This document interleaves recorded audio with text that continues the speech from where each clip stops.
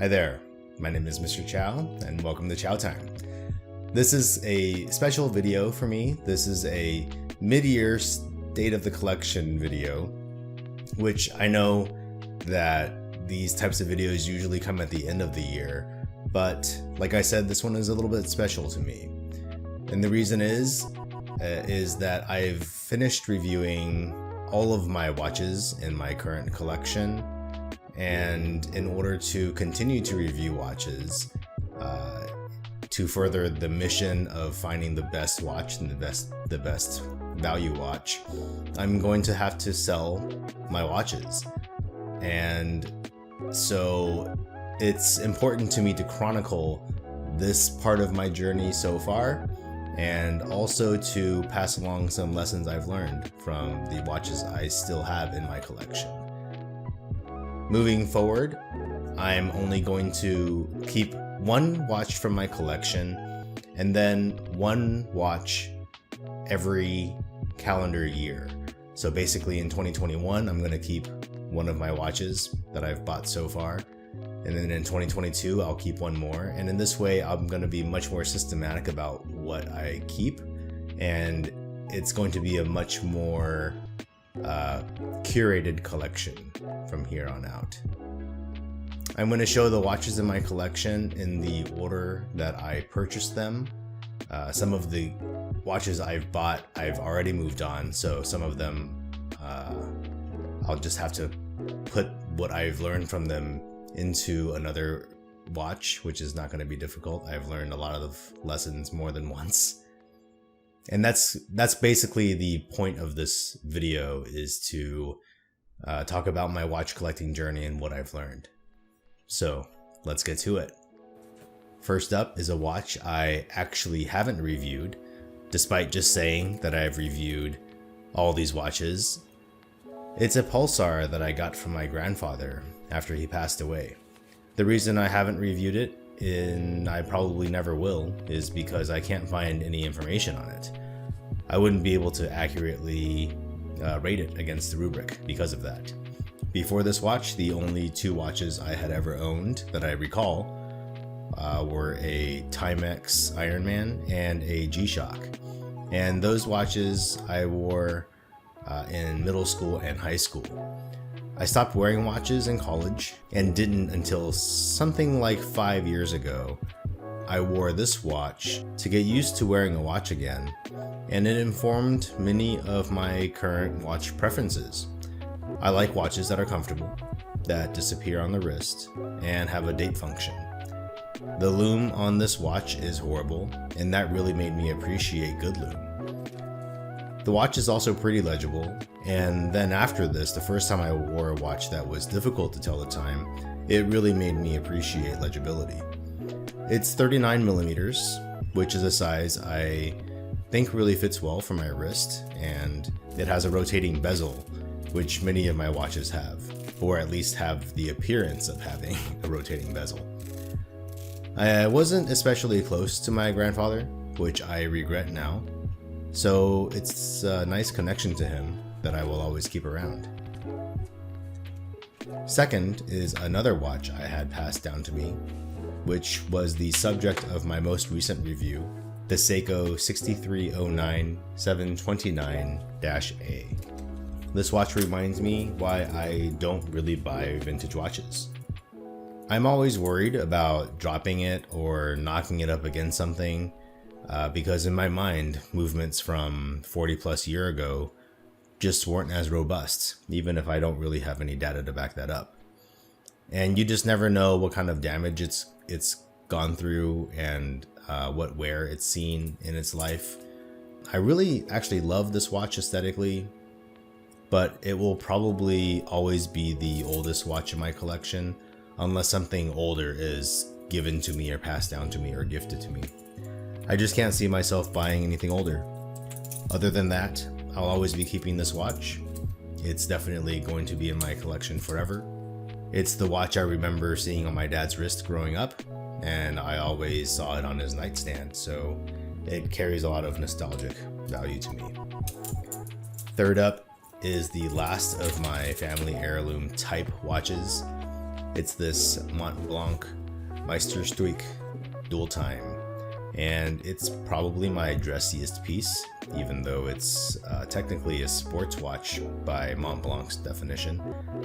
I definitely learned that watches that are hard to read at a glance are not for me. The 4 seconds it takes for me to read the time adds 3 seconds of frustration that is honestly unacceptable to me as a daily wear watch. Life is already hard enough without adding annoyances that could be avoided. Also, I haven't been to an event that I need a kind of dressy watch for in probably at least 5 years. So this type of dressy kind of suit and tie type just doesn't serve a purpose for me. This watch did teach me that if I don't want to daily wear a watch, I probably wouldn't want to wear it in a rotation of watches either. Pretty much all of my other watches would be fine if it were the only watch in terms of would I be okay wearing this day in, day out for years and years. So this watch mostly sits in my watch box, coming out maybe a week out of every 3 to 4 months.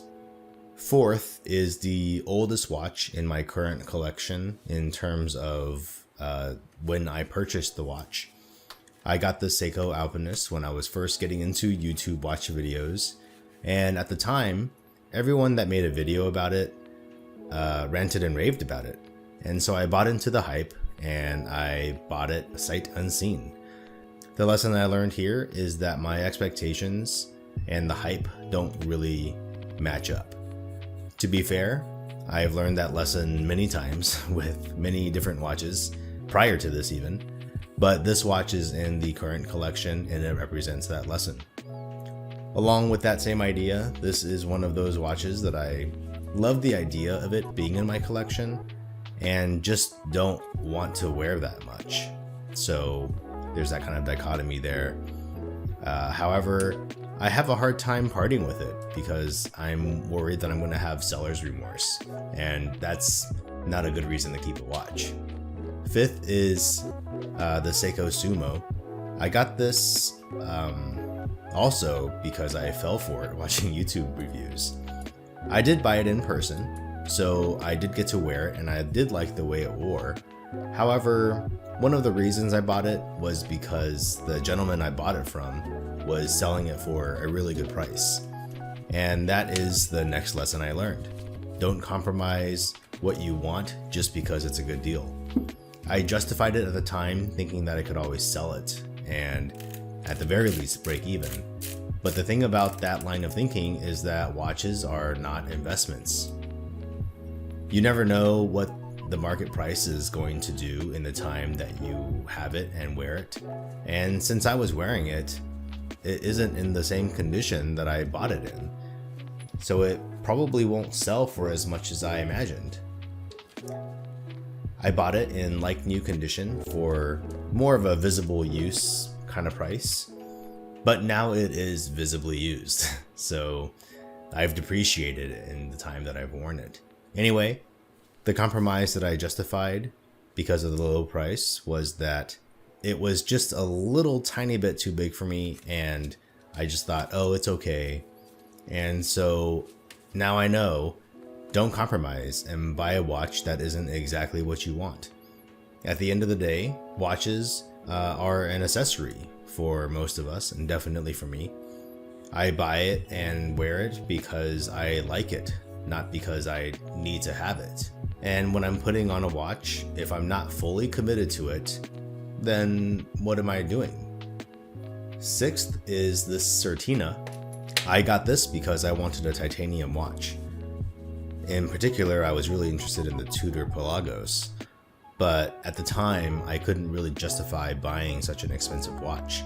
So I bought this as kind of an experiment. I wanted to see if I liked wearing titanium, and I really did. I didn't really love the face of the watch, and so I learned from this watch that indices without lume are probably not for me in most use cases, unless the watch does something to make the indices really pop. This did lead me to buying the Pelagos, It fixed everything I didn't like about the Certina. However, I did end up selling it in order to get my Rolex. So why do I still have this watch? Well, I do like that it's super thin and light. I absolutely love the way it disappears on my wrist. And I haven't sold it yet because I don't have another watch like this. And so I'm really excited actually about shedding this ethos of keeping a watch around to fill some sort of a gap in the collection. When I started collecting, I thought I needed a dress watch and a chronograph and a this and a that. And I guess part of it was for the sake of variety. I guess I liked looking in my watch box and seeing all these different types of watches. But for me, at the end of the day, those ideas were heavily inspired from seeing other people's collections. And I'm seeing for me now, it should probably just happen naturally and not be so forced. For example, I've had my eye on a Grand Seiko Snowflake for some time now, and it would probably end up filling this spot that I've been saving with this watch, you know, kind of a dressier or not really a dress piece, but a kind of a casual dress piece that has no lume, titanium, light, comfortable, and there's just no need to have this watch around for the sake of having this kind of watch. The 7th watch in my collection is this Tag Heuer Formula 1 GMT. I definitely bought this also to fill a void, and that was the black and blue GMT hole in my heart because I couldn't afford the Rolex Batman that I wanted. This taught me something that I wasn't expecting. Sometimes you think you want something, like the Batman, but there are so many amazing watches out there that aren't the kind of ultra popular ones, and you know, sometimes even it's like this one, it's kind of unpopular. Not that this particular model is unpopular, but in general, this brand, especially when I bought it, it was kind of getting pooped on a lot by social media and YouTube videos, and especially the forums. This is probably my second favorite watch though in my collection, and I would never have guessed or expected that. I really thought it was just kind of keeping the seat warm for a Batman, but honestly I don't even know if I want the Batman anymore. If I bought a Rolex GMT Master II, it would probably be the LN that I reviewed, the all black one with the green hand. I think it's just much classier. So the lesson I learned about that was that I just need to buy things that connect with me, and it's okay if everyone else doesn't like it. Before I bought this watch, I allowed myself to be sold on the idea that Tag Heuer is trash and that it's just all marketing and that the brand has no substance. But really, it's my personal connection with the watch that gives it substance. I can't make a decision based on what anyone else thinks, which I know a lot of people say, but it's actually kind of hard to take that advice when so much of watch collecting is kind of it's happening in the context of the larger watch community, you know. 8th is the Rolex Explorer II 5-digit with a polar white dial, as you can see. At this point in my collection, I had already learned a lot, and similarly, I yearned for a lot. So I have this list of watches that I want to buy, and this had been on the list for a long time. This watch may have actually started the list.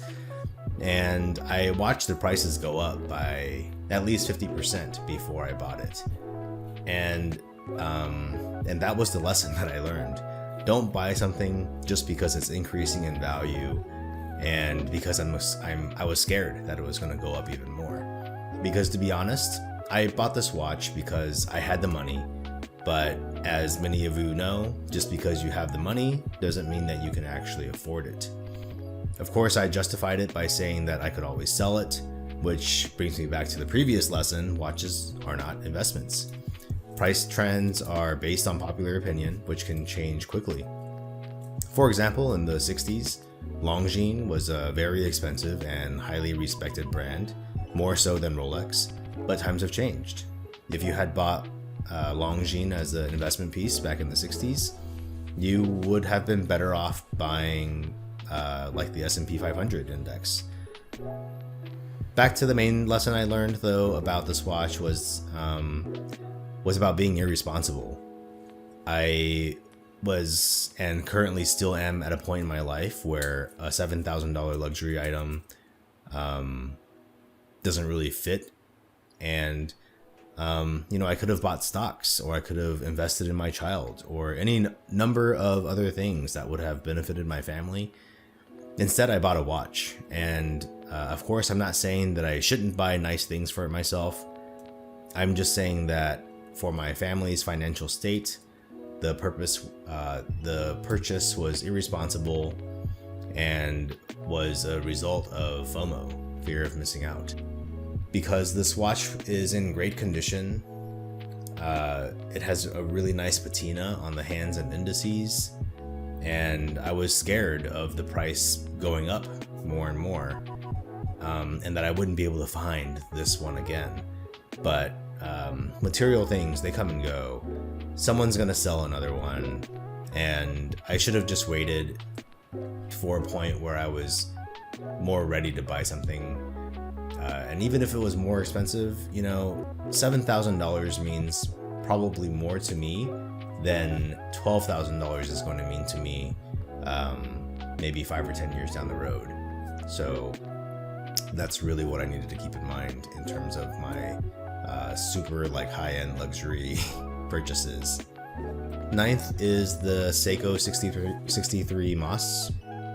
This watch taught me that Seiko does not belong anymore in the spot of my favorite watch brand. I like this watch so much that I ignored my brain. I knew that the bracelet sucked. I knew that there were minor alignment issues. I knew that the watch was just a little bit thick and a little bit top heavy for the width of the case. I just wanted the watch anyway. And after having it for a while and living with it, I know that I overpaid. The movement, the dial, the bracelet, they're all out of a $400 watch. I paid for the brand because I had the brand loyalty, and that was built from years of experiencing Seiko in a positive light. But I was paying $200 to $400 back then, and they're really the same quality watch compared to this $1,200 watch. Actually, in a lot of ways, the Sumo dial has nicer printing than this watch, and it's 3 to 4 times less. This is a watch that I'm actually glad I'm going to be selling. I would never have sold it otherwise, because I truly do like a lot about this watch, but it represents something to me now that I don't enjoy, and I can't shake that feeling when I put on I got screwed by Seiko. They took advantage of me or something, and obviously I did it to myself, but there's just so much I don't like about the watch, and then that price, the watch doesn't make sense for me. I really love the chance that I'm getting to restart my collection, and it's going to be on this channel, and I'm going to be kind of documenting it along the way. If it hadn't been for this channel, it would have been impossible for me to have done this, and so I'm super grateful for starting this channel and for the journey that it's going to be taking me on, and hopefully you'll be joining me on that journey. And I think what's really cool about it is it's a little bit like going back in time with the lessons that I've learned. I'm starting a new collection, and I've learned all these things, and haven't we all thought that at some point, wishing you could go back in time with the wisdom you've accumulated in your olden years? So this is my rule moving forward. As I buy and review watches, I'm going to only hang on to one of them per calendar year. This very first year, it's going to be the Rolex Explorer II. And obviously I can't get rid of the watches that were gifted to me and passed down to me by my family. So I'll have, I believe, 4 watches. The the 6309, the Montblanc, the Pulsar, and the Rolex. I hope to review at least 12 more watches before the end of the year, and then a minimum of 3 watches a month in 2022. I'd like to fill that last video or two, depending on how many weeks there are in the month, with some fun videos, things I've learned, or like a perfect 3-watch collection or something. And I'd love to have some guests on the show to be able to do that. I have some friends who are into watches that I would love to just chat with. And one thing that I'm really keen on doing with the rubrics is doing comparison videos, sometimes between a homage and the real deal, or sometimes just between 2 divers that are kind of in the same price point. If you'd like to support me in this journey, I would appreciate it if you subscribed and liked this and future videos. Thanks for making it to the end. Bye, y'all.